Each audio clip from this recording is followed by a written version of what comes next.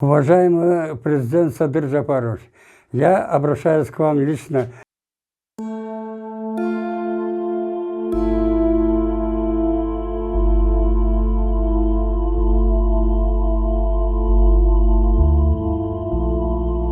июня 2021 года Сокулукское УВД Чуйской области обратился с заявлением о принятии мер в отношении односельчан, которые подвергли изнасилованию его ребенка. В тот же день заявление было зарегистрировано. Ребенок рассказывает историю, что был подвергнут изнасилованию со стороны ребят на тот момент 16 и 17 лет. Мальчик рассказал, что это происшествие произошло с ним, когда он пас скот. К сожалению, ребенок не рассказал об этой истории сразу своим родителям. То есть насильники продолжали насиловать ребенка в течение месяца, как он рассказывает, это с марта 2021 года. И об этой ситуации сами родители узнали случайно, когда уже информация протекла в школе, они начали говорить, и родители, получается, обратились в правоохранительные органы. С 2021 года уголовное дело прекращалось 3 раза. Сокулукская прокуратура и ОВД Сокулукского района прекращает безосновательно за отсутствием состава преступления. Необходимо отметить, что были назначены судебно-медицинские экспертизы и судебно-психолого-психиатрическая экспертиза. Ввиду обстоятельств того, что никто не обратил внимания и не учел, что мальчик рассказывал о происшедшем событии, что с ним это произошло в марте 2021 года. Обращаются они в июне 2021 года. Следователь назначает повторные, неоднократные судебно-медицинские экспертизы, травмируя ребенка, да, его осматривают проктологи и все остальное. Но следов насилия по истечению 2 месяцев, понятно, что не будет. Была назначена судебно-психолого-психиатрическая экспертиза. Те вопросы, которые поставил следователь, просто возмущают тем, что они задают вопрос, к примеру, страдает ли ребенок в настоящее время каким-либо психическим заболеванием, или мог ли данный несовершеннолетний в момент совершения преступления отдавать отчет своим действиям и руководить ими. То есть поставленные вопросы абсолютно не соответствуют стандартам, то есть должны были задаваться такие вопросы: мог ли он вообще обороняться, да?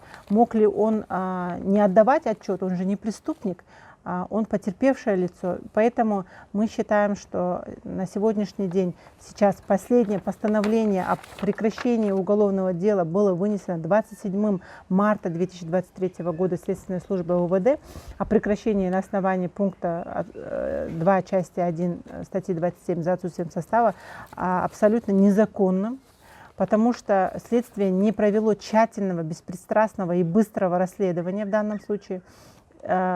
И мы намерены обжаловать сейчас это постановление и назначать новую психолого-психиатрическую экспертизу. Судебно-медицинской экспертизы необходимости назначать ее нет, потому что с момента совершения преступления прошло, во-первых, 3 года.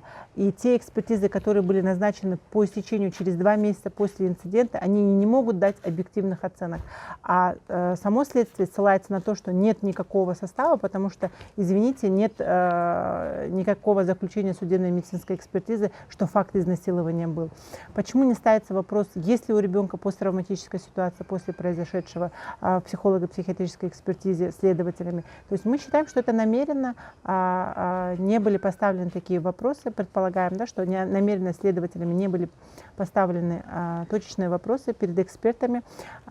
Экспертиза, которая должна была проводиться не взрослыми психологами, психиатрами в РЦПЗ, а именно с привлечением детских специалистов. Поэтому мы основательно говорим о том, что есть пробелы следствия и необходимо их устранять.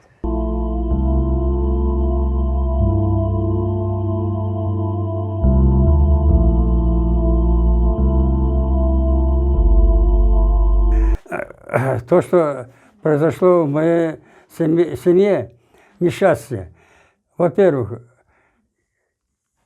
замучили моего сына, насиловали, топили в воде, потом на меня совершили покушение на мою жизнь.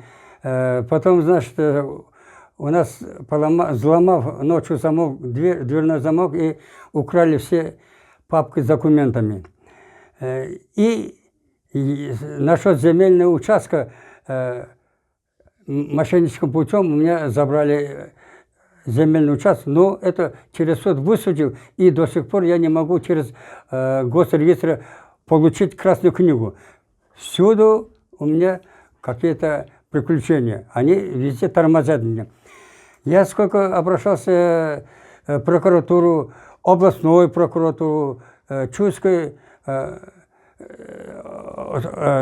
Соколовского района, прокуратуру, милицию, везде обращался, но нигде я не нашел защиту своих гражданских прав.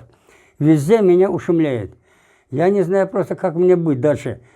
Сыну вообще не дают нормально жить. Здесь просто нет покоя. Я не знаю, как отсюда мне вырваться даже в другое место жительства. Я очень вас прошу взять под жесткий контроль все вот эти мои совершенные преступления и наказать всех строго по закону Кыргызской Республики.